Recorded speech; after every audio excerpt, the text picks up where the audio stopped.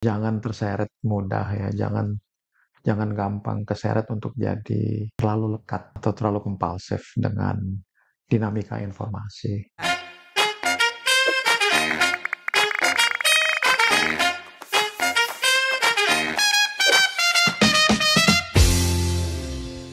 Selamat datang di IFG Talk Podcast, sebuah podcast yang akan menjadi ruang belajar dan tumbuh bagi insan IFG dan pendengar publik yang selalu ingin lebih baik dari hari ini. Saya Sela Sulpiani Putri. Dan episode kali ini kita akan membahas tema Synthesizing Knowledge to Sharpen Expertise. Nah, di era informasi saat ini, kita bisa mengakses berbagai data dan pengetahuan dengan sangat mudah. Tapi, apakah memiliki banyak informasi otomatis membuat kita menjadi ahli? Atau bagaimana cara mengelola informasi ini agar benar-benar meningkatkan kompetensi kita? Nah, hari ini kita akan membahas semua itu dengan narasumber kita, Bapak Rianto Ahmadi, Direktur Teknik selaku PLT Direktur Bisnis IFG.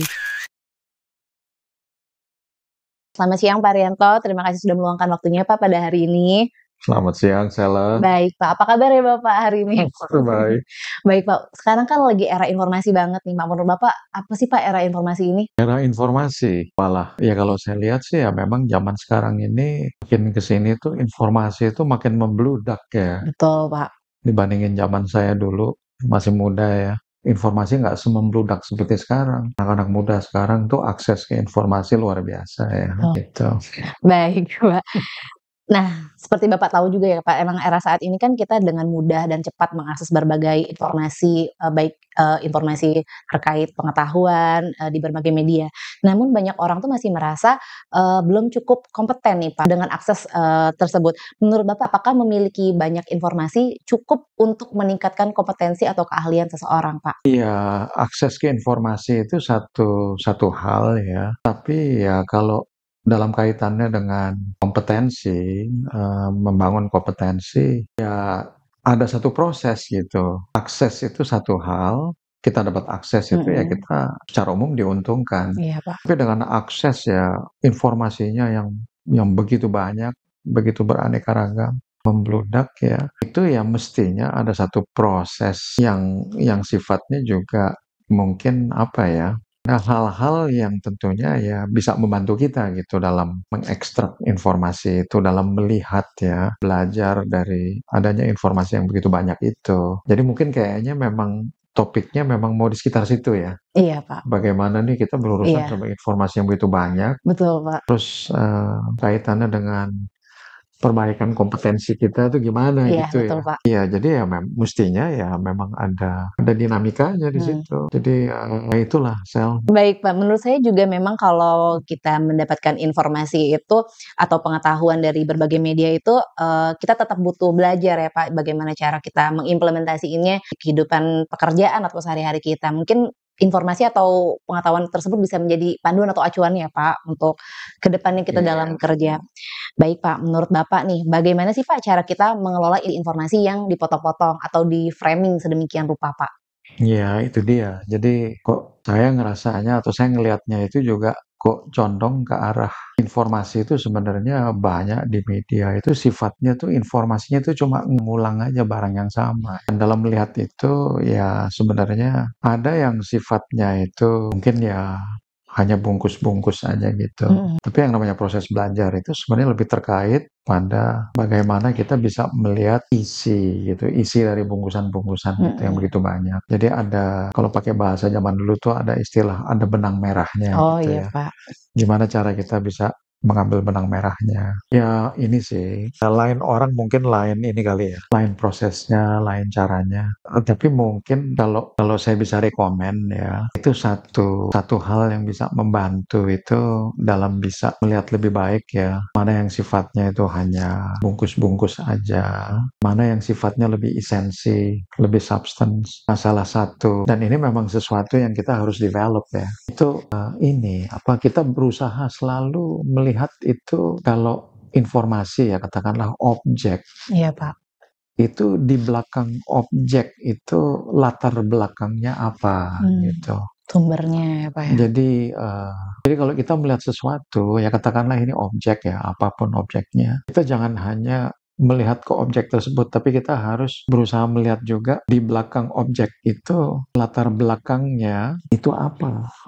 Ya, nanti hal yang sama bisa dipraktekkan juga. Latar belakang ini sebenarnya juga bisa lihat sebagai objek. Di belakangnya itu ada latar belakang apa lagi. Oh, ya, Pak. Jadi rasa-rasanya loh, kalau kita berusaha melihat the bigger picture gitu ya, latar belakang itu secara umum itu membantu gitu Iya, Pak. dalam kita mengekstrak atau melihat ya. Itu salah. Baik, Itu Pak. satu rekomendasi Iya, aja. Pak. Mudah-mudahan membantu. Iya, Pak, benar sih, Pak. Jadi memang kalau kita mendapatkan informasi itu nggak boleh ditelan bulat-bulat ya, Pak, kalau istilahnya sekarang. Harus lihat latar belakangnya dulu, sumbernya ya, Pak, ya. Ya, pada dasarnya sebenarnya the bigger picture ya. Kita itu harus selalu berusaha melihat the bigger picture. Jadi yang tadi saya katakan latar belakang, itu semacam the bigger picture. Jadi ibaratnya kalau kita itu ada dalam situasi di mana kita itu lagi dalam proses berjuang gitu Iya. di semak-semak gitu. Di semak-semak cukup challenging gitu ya, berurusan dengan semak-semak. Itu bayangkan kalau kamu juga dalam situasi seperti itu, kamu juga berusaha melihat gambar lebih besarnya itu sebenarnya kayak apa gitu ya. Saya sekarang ya memang ini ada semak-semak gitu. Tapi ini the bigger picture-nya tuh gimana gitu. Bayangkan kalau kamu itu bisa naik ke helikopter, Iya, Pak. terus naik ke atas. Bisa melihat. Semak itu di bawah gitu Iya, ya. Pak. Dari helikopter itu kamu lihat bahwa di semak-semak itu nggak jauh dari titik tadi kamu lagi berjuang di sana itu ada jurang di sebelah Iya. sana gitu. Tapi waktu kamu di semak-semak itu ya mungkin kamu nggak tahu itu ada jurang. Tapi berusaha melihat the bigger situation atau the bigger picture itu generally membantu gitu. Itu sekadar ini analogi aja. Iya, Pak. Baik, Pak. Betul sih, Pak, setuju sama statement-nya Bapak. Nah, Pak, jadi setelah kita memiliki informasi yang baik, langkah selanjutnya tuh bagaimana sih, Pak, kita mengelola informasi yang kita dapat ini menjadi, suatu keahlian kita nih, Pak.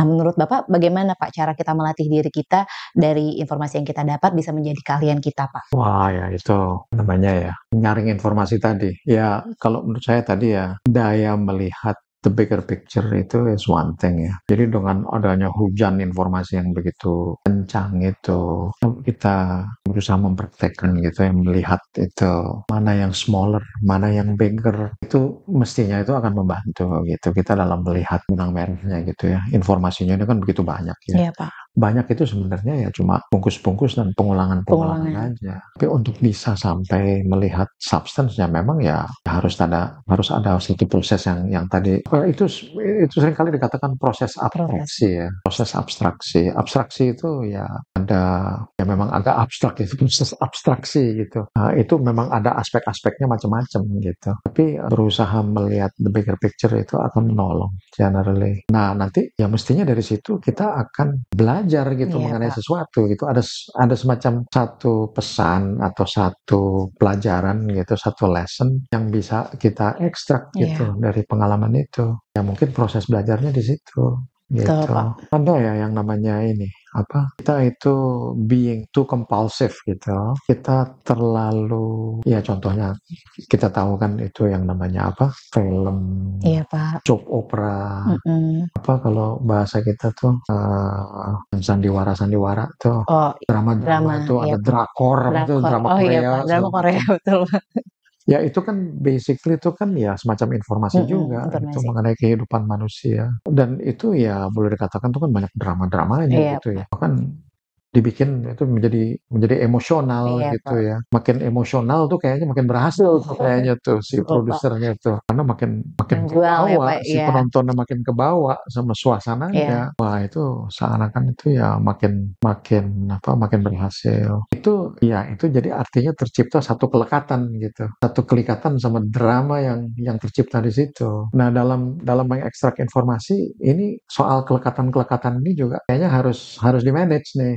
Jadi informasinya banyak, Iya, Pak. kalau kelekatan-kelekatan kita ini begitu kuat gitu, sama kalau ada gerakan kayak begini itu nanti jadi emosional ke sini, kalau gerakan ke sini jadi emosional ke sana. Kalau kita sama yang begitu-begitu, itu untuk mengekstrak substance itu juga jadi lebih sulit ya. Iya, Pak. Jadi Karena makanya ikut arus ya, jadi Pak. ada yang namanya ya ini berdasarkan apa yang saya lihat aja. Iya. Ada yang namanya kita ini perlu juga itu meneutralize Iya. atau apa ya, mengurangi kelekatan-kelekatan tadi. Iya, biar nggak keikut arus mungkin ya, Pak. Karena kalau Iya. terlalu lekat, Mhm. itu soal belajarnya tadi juga jadinya kurang kurang optimal ya. Iya. Baik, Pak. Mudah-mudahan nggak terlalu abstrak nih ngomongin pelajarannya. Betul, Pak, emang kita dalam menerima informasi itu emang harus kita tetap belajar lah ya, Pak, berdasarkan pengalaman, melihat bener kata Bapak tadi, ngelihat tuh jangan cuman dari hal kecil gambaran yang kita lihat, tapi kita harus ngelihat dari sudut pandang yang berbeda mungkin ya, Pak, ya? Iya, dalam motivational juga dari pengalaman ya, Iya. program-program motivational buat pegawai, Iya. buat teman-teman yang lebih berkecimpung di dunia sales, atau secara umum aja lah motivational untuk pegawai. Itu kalau kamu lihat membantu mereka untuk bisa lebih melihat bigger picture. Iya, bener. Itu secara umum itu memperkuat motivasi. Jadi kamu kebayang kalau satu pegawai dia kerjanya apa Iya, gitu Pak. ya. Kalau dia nggak pernah diekspos kan, nggak pernah diajak untuk berusaha melihat the bigger picture, nggak pernah diajak melihat perusahaan ini nih sebenarnya usahanya tuh apa sih? Terus posisi dia di departemen dia, apa yang dia kerjakan itu hubungannya apa sama apa yang ingin diusahakan oleh perusahaan. Perusahaan ini ada di industri mana? Terus kaitannya dengan pengembangan ekosistem, pengembangan katakanlah republik Iya, gitu ya. Pak. Ini gimana gitu? Kita menciptakan apa? Nilai tambah, efeknya ke ekonomi makro gimana. Ya ini cara ngelihat yang lebih the bigger picture, the bigger picture. Teorinya ini kalau pegawai itu lebih diajak Iya, untuk Pak. bicara atau melihat the bigger picture, dia lebih jadi mengerti posisi dia di mana di usaha besar tadi, dan itu akan memotivate dia. Iya. Betul, Pak, setuju sih, Pak. Jadi trying to see the bigger picture itu generally membantu, Iya. bukan hanya soal kebaikan kompetensi ya, tapi juga memotivasi dan lain-lain. Baik, Pak. Mhm. Namun juga seiring dengan kita mendapatkan informasi, terkadang ada information yang overload nih, Pak. Hmm. Nah, menurut Bapak bagaimana sih, Pak, kita menghindari information yang overload, Pak, dalam proses ini, Pak? Ya itu tadi, informasinya kan membludak ya. Lekatan kita juga jangan terlalu kuat lah gitu ya. Kalau kita tuh terlalu lekat sama datangnya informasi itu juga jadinya kita goyang-goyang gitu ya. Jadi ya menurut saya ya lekatan itu kayak kita nonton misalkan sepak bola gitu ya. Kadang-kadang nonton sepak bola gitu kalau terlalu Harus semangat semangat ya, gitu, Pak. waduh itu kelekatan tinggi gitu. Pak. Kadang-kadang jadi lupa the bigger picture gitu kan. Kita jadi lebih fanatik gitu kan, mendukung tim kita dan lain-lain. Jadi kadang-kadang di tengah proses tersebut ya kadang-kadang, oh iya ya, nggak boleh lupa nih, nggak boleh terlalu lekat juga gitu. Jadi ya TV sekarang ya ada berapa channel tuh TV kamu lihat kan? Iya, Pak. Puluhan atau ratusan kali itu kalau jumlah channel. Belum lagi yang channel-channel TV itu hanya satu saluran aja ya. Belum lagi saluran-saluran yang lain ya, social media. Iya. Wah, udah nggak kehitung ya. Jadi, ya pada akhirnya ya kita juga harus harus tahu gitu kapan kita harus ngerem. Ya memang asik gitu nonton drama gitu di Iya. TV ya. Tapi ya kalau kalau kita mau lebih baik ya mungkin ya ada saatnya di mana kita harus ngerem gitu. Wah, it's time to stop Iya, gitu, betul. istirahat dulu. Jadi informasinya memang begitu banyak. Kalau Iya. kamu masuk itu mau mengarungi lautan informasi itu, waduh, itu nggak habis-habis tuh. Jadi ya pada akhirnya kembali ke diri kita Ke diri sendiri. kita sendiri, betul, Pak. Diri kita sendiri itu harus bisa ini, me-manage Memilah. pada akhirnya kita me-manage batin kita juga gitu dalam berurusan dengan adanya ini apa, lautan Informasi-informasi ya, Pak. informasi ya di Betul, sekitar Pak. kita. Jadi kita me-manage batin Manage kita, diri kita kita ya, me-manage Pak, diri ya, kita sendiri dalam dalam menyerap informasi informasi. itu. Dalam melihat informasi itu juga ya berusaha ya tadi itu, jangan terlalu dengan kelekatan-kelekatan yang atau compulsiveness Iya, Pak. yang berlebihan. Harus netral ya, Pak, ya. Ya berusaha netral, berusaha objektif, seperti itulah kira-kira ya. Baik, Pak. Mhm. Baik, Pak, sebagai direksi kan tentunya Bapak mempunyai banyak pengalaman nih, Pak, bagaimana meningkatkan, keahlian atau kompetensi kita, Pak. Berdasarkan pengalaman Bapak, bagaimana sih, Pak, perjalanan Bapak dalam meningkatkan keahliannya Bapak? Terus dan apakah kemampuan mengelola informasi ini, menjadi sangat berpengaruh dalam proses tersebut, Pak? Mestinya ada pengaruhnya ya, mestinya ada pengaruhnya. Tapi satu hal lagi, kayaknya, proses belajar itu bukan hanya dari bagaimana kita menyaring informasi ya, tapi juga ini loh, berani mencoba hal-hal yang baru. Jadi memang ada ininya juga, ada aspek learning by doing-nya Iya. juga gitu ya. Waktu kita mengekstrak informasi itu is one thing gitu. Iya. Tapi kan ada aksi ya, Mhm. ada aksi menyerap Iya. informasi, ada aksi yang sifatnya bukan menyerap informasi, nanti ada menyerap informasi lagi, memonitor, Iya. ada aksi ya. Nah ini soal aksi yang satunya ini juga kita itu bukan hanya mengekstrak informasi aja, Iya, tapi Pak. juga melakukan aksi yang lain gitu. Nah, untuk aksi yang lain itu juga perlu keberanian, ya nggak usah takut. Karena dari proses itu nanti juga berkembang ada Betul informasi juga ya. lain gitu, yang Baik, jadi Pak. pelajaran buat kita juga. Baik, Pak. Baik nih, Pak, sebagai direktur kan Bapak tentunya punya banyak pengalaman nih, Pak, dalam meningkatkan, kompetensi atau keahlian. Nah, berdasarkan, perjalanannya Bapak, bagaimana sih, Pak, keahlian atau pengalaman Bapak dalam meningkatkan kompetensi ini, Pak? Dalam menyerap informasi gitu mungkin ya, Iya, specifically. oke. Iya, ini bisa sedikit cerita lah ya. Kalau zaman dulu ya, saya kan bagian dari generasi baby boomers lah ya. Jadi kalau zaman dulu itu kan nggak ada yang namanya internet, Internet. yang namanya googling itu nggak Iya, ada, betul, Pak. handphone aja juga dulu nggak ada gitu. Mhm. Jadi ya kita salah satu bagian dari proses belajar kita kalau zaman dulu itu ya baca Baca buku. buku. Di zaman sekarang juga kita masih baca-baca Mhm. gitu. Tapi sekarang kan jadi ada alternatif menyerap informasi bukan lewat hanya baca buku, tapi juga ya dari macam-macam kendaraan informasi ini semua ya. Tapi one thing about mengekstrak informasi dari membaca buku gitu ya, itu kok rasa-rasanya beda ya rasanya tuh. Kalau kita baca buku itu ya memang kita bisa kebawa gitu ya sama katakanlah ada drama-drama di situ. Tapi berbeda dengan kalau informasinya itu dalam bentuk kayak film atau Iya, Pak. video kan. Sekarang ini kan waduh, setiap orang itu kan lihat Google, apa, Lihat gadgetnya ya, Pak, ya, YouTube ya, YouTube. YouTube Betul, Pak. macam-macam lah ya, yang sifatnya itu memang dinamis, itu rasa-rasanya beda gitu ya. Kalau kita membaca buku itu mungkin kita bisa lebih create jarak gitu dengan objek yang kita lihat. Sementara kalau pakai video itu lebih mudah kita tuh terseret gitu. Compulsiveness kita itu lebih gampang terbangun untuk melekat gitu. Jadi memang yang namanya ya kalau saya sih merasanya karena saya datang dari generasi sebelumnya, jadi yang namanya membaca ya saya usahakan terus saya praktekkan gitu, membaca Membaca buku, buku. mengekstrak informasi dari saluran-saluran yang sifatnya membaca buku. Walaupun ya saya ikut-ikutan juga ya, lihat YouTube dan YouTube. lain-lain. Tapi memang ini berubah ya. Anak-anak zaman sekarang itu ya boleh jadi yang namanya baca buku itu udah berkurang. Kurang ya, Pak. Jadi prosesnya memang agak beda ini. Apakah artinya anak-anak sekarang gitu jadi bertendensi lebih kompulsif gitu ya dalam proses mengekstrak informasinya. Kan kita banyak dengar juga rekomendasi-rekomendasi dari berbagai sisi pendidikan ya, Iya, Pak. dari guru, dari para pendidik. Anak-anak itu juga yang masih kecil-kecil itu nggak boleh gitu terlalu Terlalu diekspos sering, kan. betul, Pak. Nonton TV terlalu banyak, bolehlah sedikit-sedikit aja, tapi Iya, nggak boleh terlalu banyak. betul, Jadi Pak. karena mereka mengatakan itu berpotensi merusak juga gitu ya. Iya, Kalau si anak itu sudah begitu lekatnya gitu, kalau nggak ada itu nanti dia nangis gitu ya. Itu jadi bagian dari kehidupan dia. Nah itu repot juga. iya, Pak. Jadi ya mungkin itu kali ya. Berdasarkan karena saya ngalamin tuh yang namanya proses membaca Proses buku ya.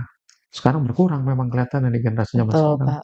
Udah lebih banyak Jadi sering orang lebih YouTube ya, mengekstrak Pak, ya? informasi itu lewat saluran-saluran yang berbeda. Buku-buku elektronik aja juga Iya, Pak. banyak Banyak sebenarnya, Pak, available, tapi iya. juga kesan saya anak-anak muda juga nggak banyak baca ya, buku-buku yang udah dalam bentuk elektronik. Baik, Pak. Baik, Pak. Nah, sekarang kita masuk ke sesi closing statement nih, Pak. Apakah Bapak memiliki, pesan untuk teman-teman insan IOG dan penonton podcast ini agar melatih informasi yang didapat bisa menjadi kalian mereka, Pak? Aduh, ini mungkin sama dengan yang tadi ya, sifatnya pengulangan aja. Akhirnya ya ini manajemen batin aja. Jangan terseret mudah ya, jangan jangan gampang keseret untuk jadi terlalu lekat atau terlalu kompulsif dengan dinamika informasi. Mungkin itu aja kali ya. Baik. Baik, Karena itu akan membuat kita bertendensi lebih lebih tenang gitu dalam berurusan dengan informasi yang begini banyak sehingga kita bisa mengekstrak substance-nya itu jadi lebih baik gitu untuk belajar kita. Baik. Mhm. Terima kasih banyak Pak Rianto atas waktunya dan wawasan yang sangat bermanfaat. Semoga ini bisa menjadi inspirasi bagi kita semua untuk lebih bijak dalam mengelola informasi dan terus meningkatkan kompetensi kita. Nah, jangan lupa untuk menyaksikan episode-episode IFG Talk Podcast lainnya di kanal YouTube Indonesia Financial Group. Terima kasih atas kebersamaan Anda dan sampai jumpa di episode berikutnya. IFG, Power Power to Progress. Progress.